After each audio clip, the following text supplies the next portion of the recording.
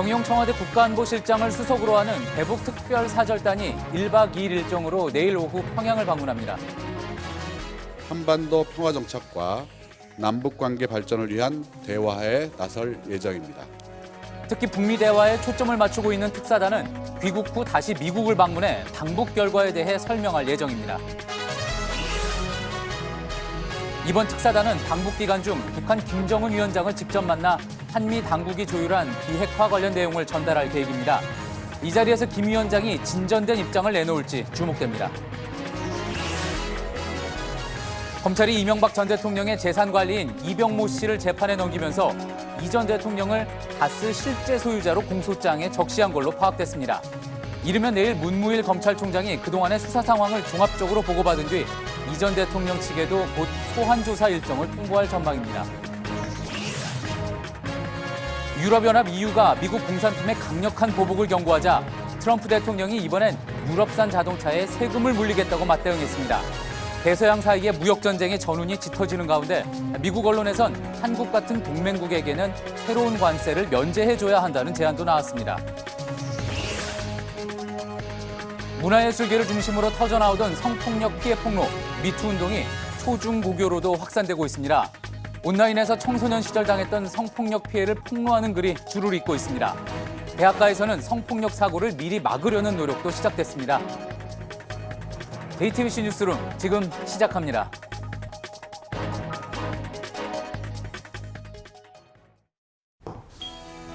공기청정기가 도로 위로, 내일을 바꾸는 현대수소 전기차. 대북 특별사절단이 내일 오후 1박 2일 일정으로 평양을 방문합니다. 정의용 청와대 국가안보실장이 단장을 맡았고 서훈 국정원장도 특사단에 포함됐습니다. 특사단은 북한 김정은 위원장을 만나서 문재인 대통령의 친서를 전달할 계획입니다. 핵심 메시지는 역시 비핵화가 될 걸로 전해졌습니다. 이들은 방북하고 서울로 온 뒤 미국으로 함께 떠난다고 청와대는 밝혔습니다.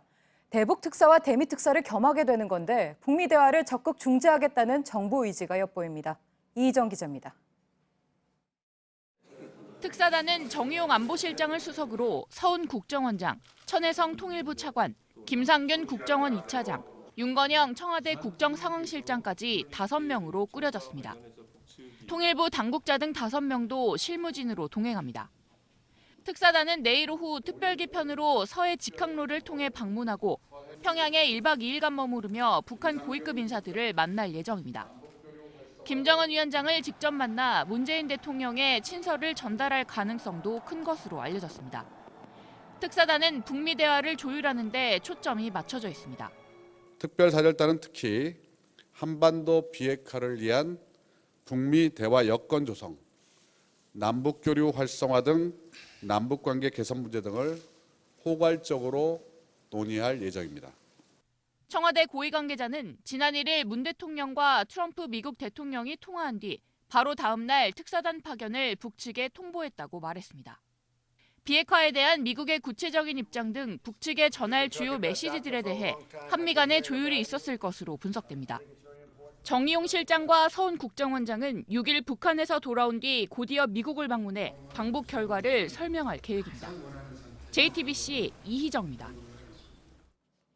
그러면 청와대가 어떤 기준으로 특사를 구성했고 또 파견 시기를 정한 건지 청와대 취재기자 연결해서 자세한 이야기 들어보겠습니다.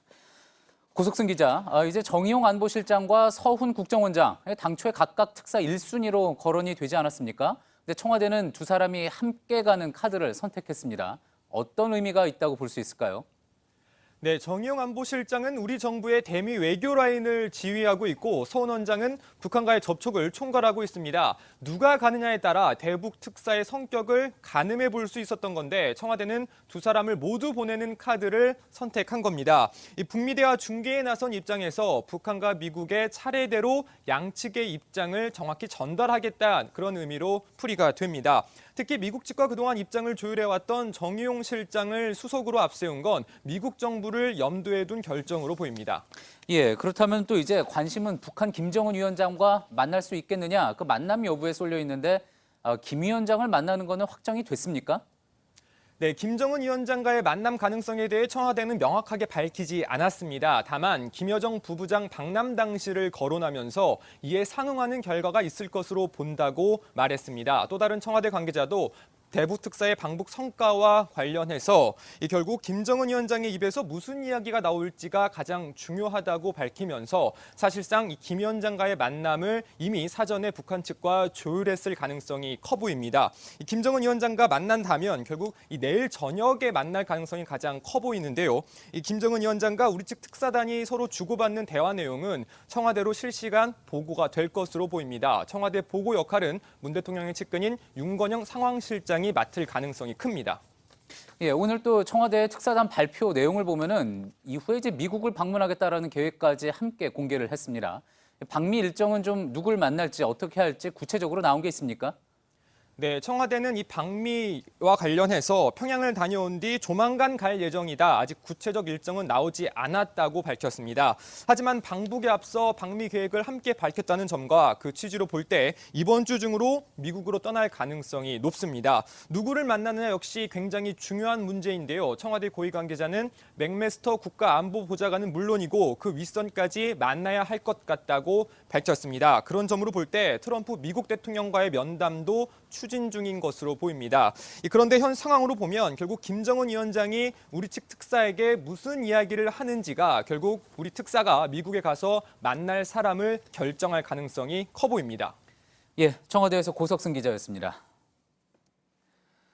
대북 특사단이 김정은 위원장을 만나는 쪽으로 이렇게 무게가 실리고 있습니다. 물론 면담의 핵심은 비핵화입니다.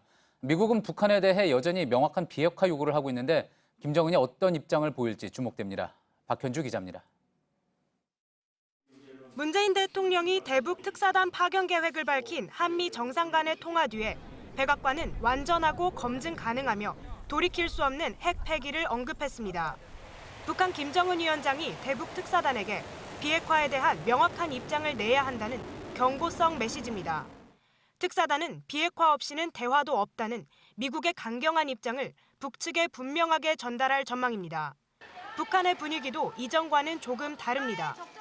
평창 동계올림픽에 방문한 김영철 북한 노동당 부위원장은 문재인 대통령의 비핵화 요구에 따로 반발하지 않았고 북미 대화의 의지를 드러내기도 했습니다. 이 때문에 미국의 비핵화 요구에 대해 김정은 위원장이 어떤 입장을 내놓을지가 주목됩니다. 김정은의 반응에 따라 북미 대화의 전기를 마련할 수도 있다는 분석도 나옵니다.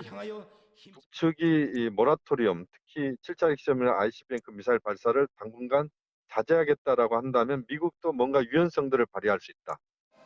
특사단은 특히 북한이 먼저 제안한 남북 정상회담에 대해 북미 대화가 없으면 남북 대화도 어렵다는 입장을 강조할 전망입니다. JTBC 박현주입니다. 이런 가운데 트럼프 미국 대통령은 언론과의 대화에서 북한과 만날 것이다. 김정은 위원장과 직접 대화하는 걸 배제하지 않는다고 말했습니다. 물론 비핵화를 전제로 한 이야기지만 대북 특사 방문을 앞두고 나온 발언이라 북미 대화에 대해 관심을 보인 것으로도 해석이 됩니다. 워싱턴에서 정효식 특파원입니다.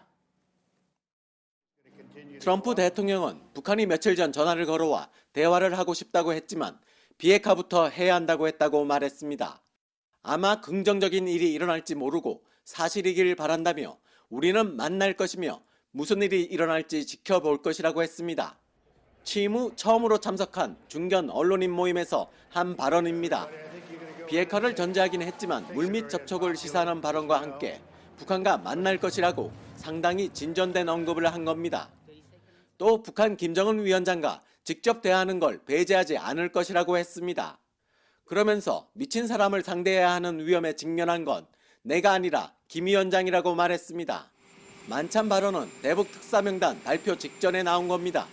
트럼프 대통령은 이미 문 대통령에게 특사 파견에 대해 설명을 들었고 특사 명단도 사전 조율 과정에서 전달받았을 가능성이 큽니다. 방북 특사단이 북한의 비핵화 대화 수용이란 성과를 내기를 바란다는 기대가 담긴 것이란 해석이 나옵니다. 북한엔 전향적 제한이 없을 경우 북미 대화에 큰 기대를 걸지 말라는 메시지일 수 있습니다. 워싱턴에서 JTBC 정효식입니다. 예, 취재기자와 함께 대북 특사단에 대해서 좀 더 자세한 이야기 나눠보겠습니다. 정치부 김태영 기자가 나와 있습니다. 김 기자, 대북 특사단이지만 어쨌든 미국 이야기 먼저 하지 않을 수 없습니다. 네. 미국은 뭐 결국 앞서 리포트에서도 나왔지만 미국이 원하는 거 북한 비핵화고 이를 위한 비핵화를 위한 대화만이 유효하다. 뭐 입장에 대해서는 변함이 없는 거 아닙니까?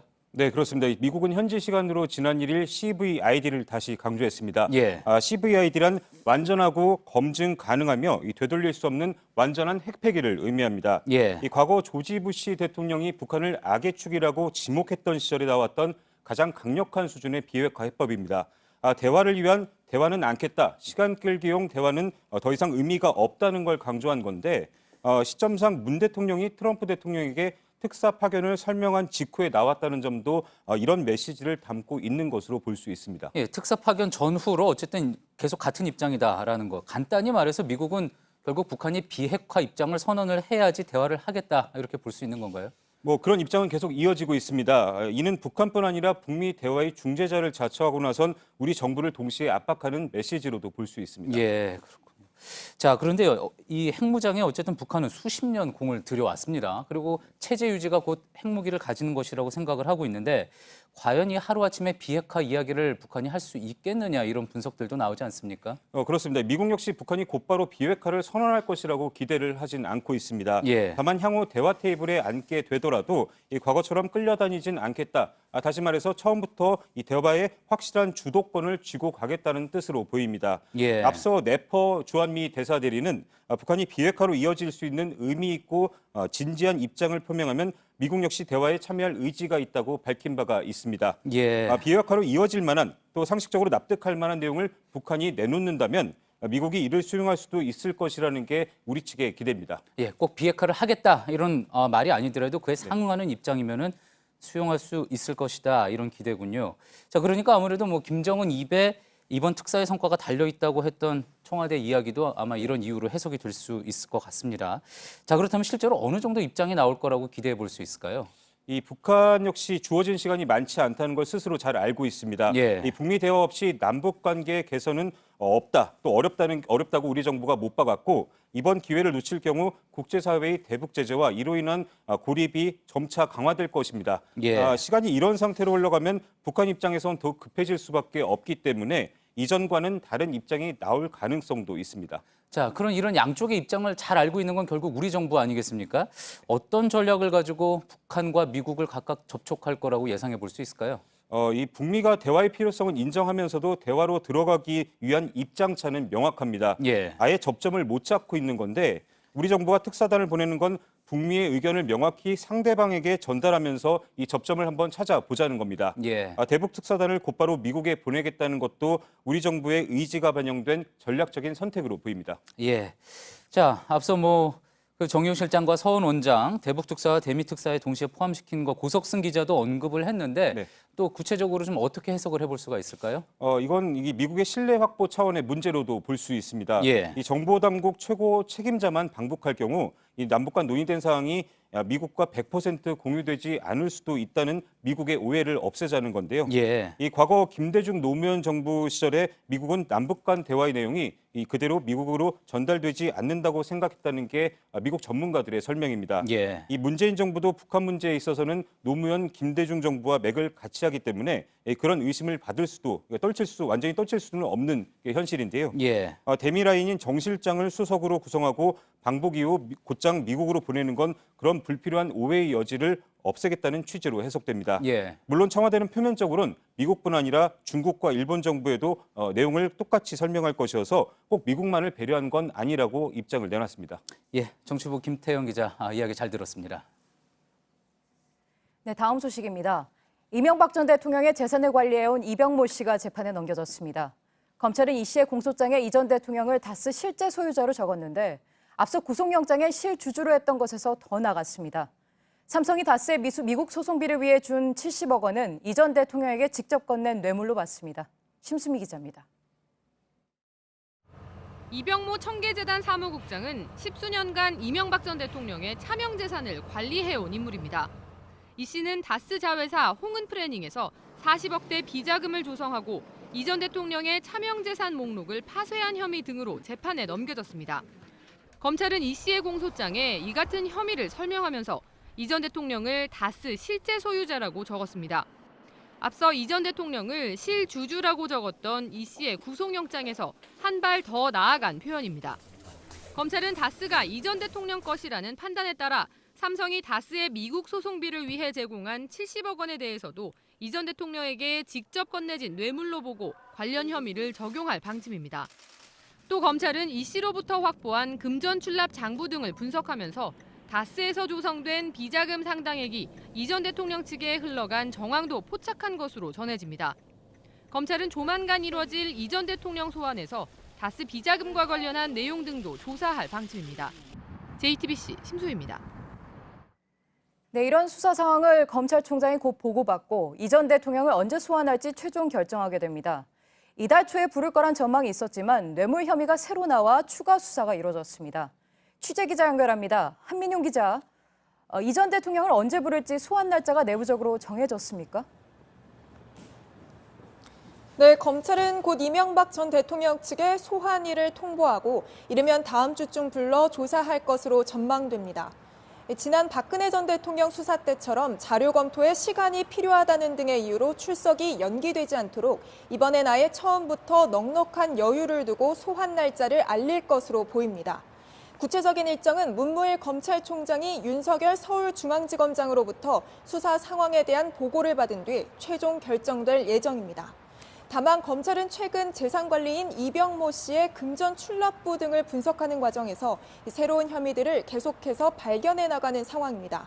때문에 만약 중대한 혐의가 추가로 포착된다면 소환 날짜가 다음 주보다 좀 더 늦춰질 가능성도 배제할 순 없습니다.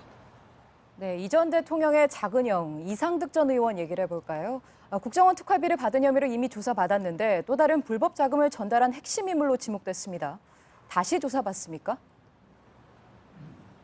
네, 검찰은 이상득 전 의원을 이르면 이번 주 소환 조사할 방침인 것으로 전해졌습니다. 이 전 의원은 이팔성 전 의류금융주주 회장이 이명박 전 대통령 측에 건넨 22억여 원 가운데 이 8억 원을 중간에서 받아 전달한 혐의를 받고 있는데요. 이 전 의원은 앞서 지난 1월 말 국정원 특수활동비 1억 원을 수수한 혐의로 한 차례 검찰 조사를 받은 바 있습니다. 하지만 검찰은 이상득 전 의원이 이명박 전 대통령의 뇌물죄 혐의에 깊숙이 연루된 정황이 새롭게 드러난 만큼 이 재조사는 불가피하다는 입장입니다. 검찰은 이 전 의원이 이명박 전 대통령에게 직접 돈을 전달했는지 여부 등을 추궁할 방침입니다. 네, 서울중앙지검에서 한민용 기자였습니다. 대서양 동맹에 전운이 감돌고 있습니다.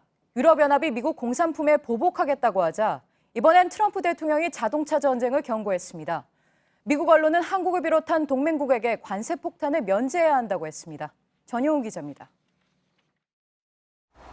미국 시장에 자유롭게 쏟아져 들어오는 유럽 자동차에 관세를 매길 것이다. 트럼프 대통령이 이번엔 전통 동맹인 유럽연합 EU를 상대로 자동차 전쟁을 경고했습니다. 앞서 EU가 철강 관세 부과 방침에 맞서 할리 데이비슨 등 미국의 핵심 수출품에 강력히 대응할 것이라고 밝힌 데 따른 맞불 성격입니다. 트럼프는 우리는 8천억 달러의 무역 적자를 보고 있지만 더 이상은 안 된다고도 했습니다. 철강과 자동차부터 농산물, 의류, 주류까지 품목을 가리지 않고 대서양 무역 전쟁이 개시되는 양상입니다. 트럼프 대통령의 전방위 무역 전쟁에 끔찍한 결과를 초래할 것이란 경고가 잇따랐습니다. 워싱턴 포스트는 사설에서 한국, 캐나다, 일본, 독일 등 조약 동맹국은 새로운 관세에서 면제해야 한다고 제안했습니다. 동맹국을 경제적, 외교적으로 약화시키는 게 미국 국가안보에 더 위협이라는 지적입니다.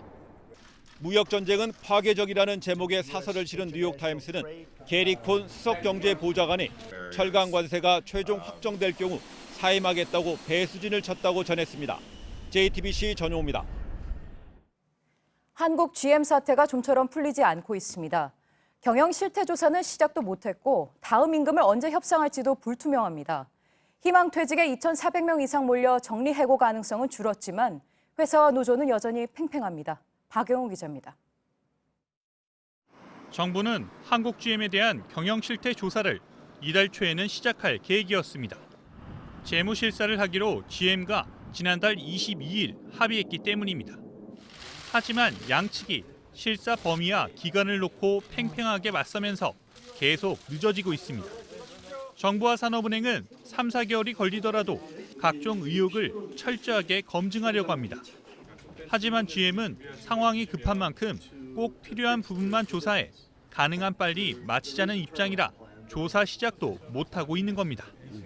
한국GM과 노조도 이번 주에 임금 협상을 하기로 했지만 협상 날짜도 아직 못 정한 상태입니다. 회사 측은 임금 동결뿐 아니라 통근버스 운행비나 점심가까지 깎지 않으면 적자 구조를 깰 수 없다고 주장합니다. 희망퇴직 신청자가 2,400명이 넘자 오는 7일까지 선별해서 퇴직 인원을 정하기로 했지만 인원 감축만으로는 부족하다는 겁니다. 노조는 GM 본사가 먼저 신차 배정을 확정하고 자본 투입을 약속해야만 고통 분담을 할 수 있다는 입장이라 양측 주장이 계속 평행선을 달리고 있습니다. JTBC 박여우입니다.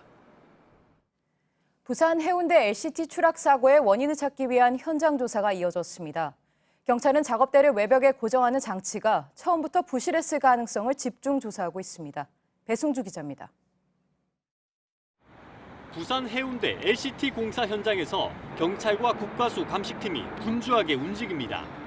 추락 당시 떨어져 나간 작업대 연결 장치 부품들을 찾는 겁니다.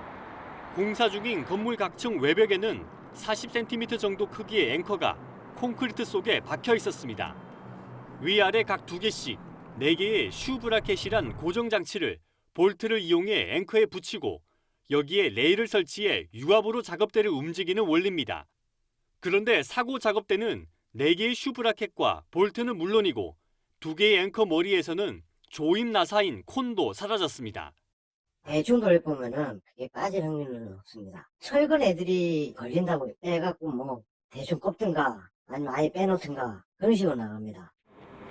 경찰은 외벽 앵커가 부실하게 설치됐는지와 작업자들이 조임 나사를 제대로 조이지 않았는지에 대해 수사를 집중하고 있습니다. 또 외벽 마감 작업을 맡은 업체가 안전작업대 업무는 다른 회사에 재하청을 준 사실도 드러났습니다. 경찰은 재하청을 주는 과정에 안전교육이 제대로 이루어졌는지에 대해서도 조사 중입니다. JTBC 배승주입니다.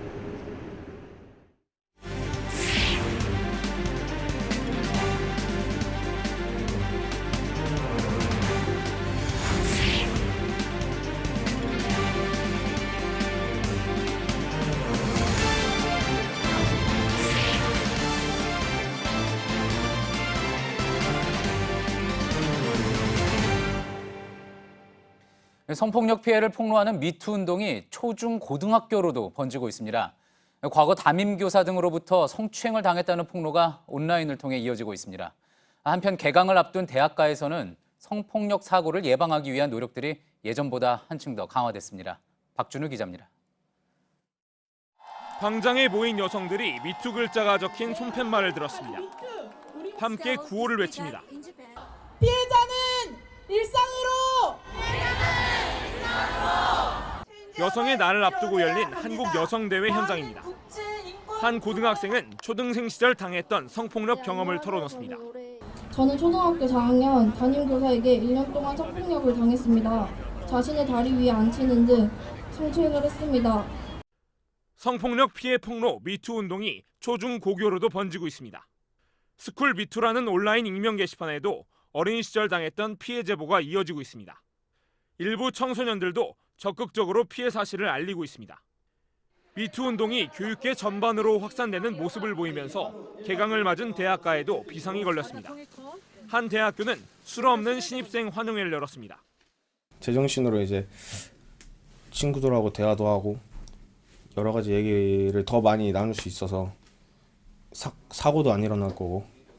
신입생 환영회 때 선배 재학생들만 따로 성폭력 예방 교육을 실시하기도 합니다. 여러분들이랑 하는 교육을 더 중요하게 생각하는 이유는 파워를 가지고 있을 때 우리가 무슨 분위기를 형성하냐. 매년 반복되는 학내 술자리 성폭력 사건을 막겠다는 의도입니다. 성폭력을 막으려는 작은 노력이 시작되고 있지만 아직 알려지지 않았던 사례는 끝없이 터져나오고 있습니다. JTBC 박준우입니다. 한편 성폭력 가해자로 지목된 유명인들을 그동안 홍보대사나 모델로 내세웠던 기관 혹은 지자체들도 적지 않습니다. 미투 운동이 확산되면서 이들 기관도 비상이 걸렸습니다. 사진과 기념물을 떼어내고 홍보대사직을 취소하는 등 흔적 지우기에 나섰습니다. 구석찬 기자입니다. 배우 조재현 씨 등 연예인 사진 사이에 앉아 기념 촬영을 하던 부산 도시철도 2호선의 포토존입니다. 하지만 지금은 흰 천에 쌓여 있습니다. 조 씨의 성추문 시인 직후 교통공사 측이 모두 가린 겁니다. 2016년 배우 오달수 씨를 홍보대사로 위촉했던 부산대 병원도 최근 오 씨의 성추문에 입장을 바꿨습니다. 병원 이미지상 그렇고 본인도 그렇고 그래서 해촉하는 걸 했습니다. 부산 동구의 한 초등학교 담장입니다. 방송인 이경규, 가수 나훈아를 비롯해 부산을 빛낸 인물을 기념하는 동판들이 나란히 걸려 있는데 유독 이 한 칸만 텅 비었습니다. 구청 측이 성폭력을 저지른 연출가 이윤택 씨의 사진을 뜯어내고 이름도 지운 겁니다. 관광객은 물론 주민들의 철거 요청이 거셌기 때문입니다. 기장군은 이 씨가 속한 극단 가막골과 극장 위탁 계약도 해지하고 밀양시는 밀양 연극촌을 사실상 폐쇄했습니다. 이 밖에 서울시는 제자들의 폭로가 이어진 시인 고은 씨의 서재를 재현한 서울도서관 내 만인의 방을 철거하기로 했고 수원시는 고은 문학관 건립 계획을 폐기했습니다. JTBC 구석찬입니다. 고은 시인은 영국 일간지 가디언을 통해 성추행 혐의들을 단호히 부정한다고 주장을 했습니다. 성추행 논란이 불거진 지 한 달여가 지나 반박을 한 건데 이 입장문은 영국 출판사를 통해 가디언에 전해졌습니다. 가디언은 고 씨에게 제기된 성추행 의혹과 이후 한국 사회의 미투 분위기를 상세히 전했습니다. 한편 앞서 고 씨의 성추행 의혹을 폭로했던 최영미 시인은 이 외신 보도에 대해 내 말과 글은 모두 사실이라며 조사기구가 출범하면 상세히 밝히겠다고 SNS를 통해 반박했습니다. 이 미투 운동이 사회 전반으로 이렇게 확산되면서 일각에서는 왜 이제서야 뒤늦게 터뜨리느냐, 어떤 의도냐, 이런 2차 가해성 이야기도 나옵니다. 왜 그런 걸까요? 피해자들이 신고를 못하는 이유를 살펴보면 신고해도 소용이 없을 거라는 생각, 또 보복이 두려운 경우가 많기 때문입니다. 특히 최근 통계를 보면 직장에서 우월적인 지위를 이용하거나 가족, 친척 사이에서 벌어지는 성범죄가 늘고 있습니다. 이렇게 아는 사람에게 피해를 당하면 신고가 더 늦어질 수 있다는 게 전문가들 지적인데 그러면서 더 깊은 상처를 남기게 되는 거죠. 따라서 뒤늦은 신고에도 제대로 후속 조치가 이루어져야 할 텐데 그 발목을 잡는 게 성폭력 공소시효입니다. 어렵사리 미투 운동에 나서도 공소시효가 지나 단순 폭로에 그칠까 우려하는 경우도 많습니다. 박소연 기자가 이 문제를 짚어봤습니다. 현재까지 20명에 가까운 유명 인사들이 성폭력 가해자로 지목돼 사과했습니다. 인정할 수 없습니다. 성폭행은 아닙니다. 성폭행에 대한 사과는 지금은 제가 성폭행을 한 적은 없는 것 같습니다. 정말. 하지만 성범죄 혐의에 대해선 대부분 부인했습니다. 특히 배우 오달수 씨는 기억이 선명하지 않다, 연애 감정이 있었다고 말해 진정성 없다는 여론이 일었습니다. 피해 사실 폭로 이후 정식 수사로 이어진 건 극단 번자기 대표 조중윤 씨와 배우 조민기 씨뿐입니다. 가해자 처벌과 피해자에 대한 명예회복을 위해서 법 제도 개선이 필요하다는 목소리가 나오는 이유입니다. 현재 성폭력 공소시효는 10년. 폭로된 사건 대부분이 2000년 초반에 발생해 처벌하기 어렵다는 한계가 있습니다.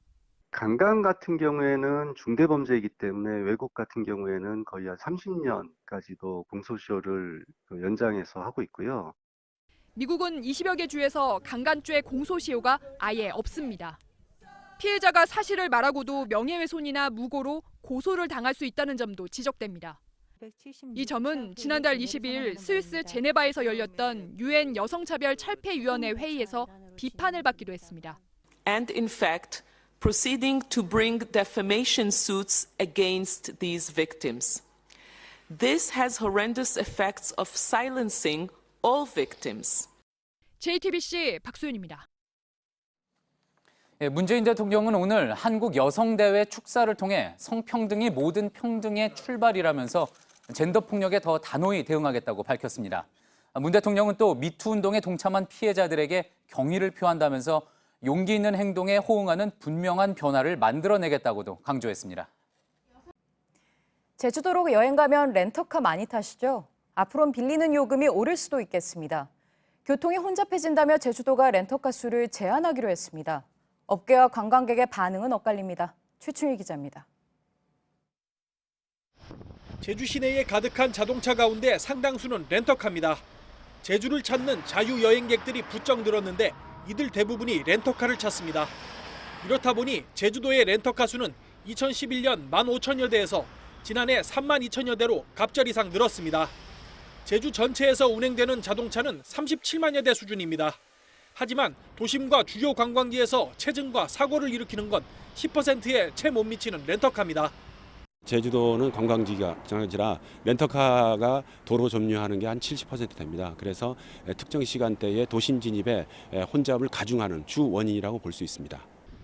결국 제주도는 렌터카 수를 2만 5천 대 수준으로 줄이기로 했습니다. 지난달에는 렌터카 수를 조례로 정할 수 있도록 한 제주특별법 개정안이 국회를 통과해 법적 근거도 마련됐습니다. 관광객들이 가장 선호하는 렌터카를 줄이겠다는 계획에 대해 관광객과 업계 사이에 정반대 반응이 나오고 있습니다. 경영 구조를 개선할 수 있는 기회가 이 공급을 줄임으로써 현실화되지 않겠나. 예약하기도 힘들어지고 가격도 많이 올라가지 않을까 싶어가지고 걱정입니다. 제주도는 부작용을 줄일 수 있도록 의견을 모아 올해 안에 조례를 제정할 계획입니다. JTBC 최충일입니다. 내일부터 재건축 안전진단이 강화됩니다. 재건축 심사 때 안전 항목의 비중이 50%로 높아지고 주거 환경의 비중은 15%로 떨어집니다. 다만 일부 단지의 의견을 받아들여 주차 점수는 비중을 높입니다. 소방이나 주차 불편의 배점을 50%로 올리고 주차 최하 등급은 완화합니다. 네, 고령화가 빨라지고 있습니다. 노년의 4대 고통으로 빈곤과 질병, 역할 상실, 또 고독이 꼽히죠. 그래서 일본은 의욕 있는 노인들이 젊은 사람들과 더 일할 수 있도록 정년을 허물고 있습니다. 윤서령 특파원입니다. 올해 78인 무라마츠의 손이 바쁘게 움직입니다. 핵심 공정인 제품의 최종 검수 작업입니다. 무라마츠는 지금도 하루 8시간씩 젊은이들과 똑같이 일하고 있습니다. この年齢になっても若い人と違和感なく働けるっていうのがいいと思う。良かったです。 이 회사는 정년이 지난 직원들도 체력 등에 따라 근무 시간을 조정해 고용하고 있습니다. やはり経験値がある方を再雇用することによってやっぱりそのお金で買えない経験を我々も勉強させていただいてより効率を上げることができることですね。 일본은 2014년부터 본인이 원할 경우 65세까지 일할 수 있도록 지속 고용 제도를 도입했습니다. 일본은 고령 인구 비율은 38%대까지 늘어나는 반면 생산 연령 인구는 51%대로 떨어질 거라는 전망이 나온 상태입니다. 이 금융회사는 정부 제도보다 앞서 정년을 폐지했습니다. 63살의 아라이 지점장은 정년 이후에도 현역과 똑같은 대우로 일하고 있습니다. 세이브신용금고에는 아라이 지점장처럼 60세 이후에도 현역과 다름없이 일하고 있는 사람이 26명이 됩니다. 회사가 이들의 오랜 노하우를 높이 샀기 때문입니다. 대신 능력 있는 30대 지점장을 발탁하는 등 젊은 직원에게도 승진의 문턱을 낮춰 동기부여를 확대했습니다. 9세대와 신세대가 공존하는 방법을 찾은 겁니다. せっかくお世話になったしね、笑って辞めていきたいなと思う。自分で辞める時を決めていきたいなというぐらい思ってますね。 도쿄에서 JTBC 윤서령입니다. 지난해 12월 이대 목동병원에서 발생한 신생아 사망 사고는 의료진이 주사제를 준비하는 과정에 균 오염이 있었기 때문으로 확인됐습니다. 질병관리본부는 주사제 준비 단계에서 오염이 생긴 것으로 보인다고 경찰에 통보했습니다. 재작년에 70만 4천 명까지 늘었던 유치원생 수가 지난해엔 69만 4천여 명으로 줄었다고 교육부가 밝혔습니다. 2016년 이후 태어난 아이들이 유치원에 다니는 2022년엔 50만 명대로 떨어질 전망입니다. 60대 뇌출혈 환자를 옮기던 구급차가 승용차와 부딪히면서 뒤집어져 5명이 다쳤습니다. 이 구급차는 오늘 낮 12시쯤 서울 신정동 홍익병원 앞에 교차로를 지나고 있었는데 승용차 운전자가 보지 못하고 측면을 들이받았습니다. 겨울 폭풍인 노리스터가 미국 동부르 강타에 피해가 잇따르고 있습니다. 뉴욕과 뉴저지, 매사추세츠 등에서 100만 가구 넘게 정전됐고 나무가 집과 차를 덮쳐 최소 8명이 숨졌습니다. 네티즌들은 종말을 뜻하는 아마겟돈과 합성해 이번 폭풍을 윈드마겟돈으로 부르고 있습니다. 날씨입니다. 내일 오후까지 전국에 봄비가 내립니다. 제주 남부와 산간, 남해안에는 돌풍과 함께 최고 80mm가 넘는 폭우가 예보돼 있습니다. 강원 등에는 눈 소식이 있습니다. 강원 산간 일부에 50cm가 넘는 폭설이 내리겠습니다. 예, 저희가 준비한 소식은 여기까지입니다. 시청해주신 여러분 고맙습니다.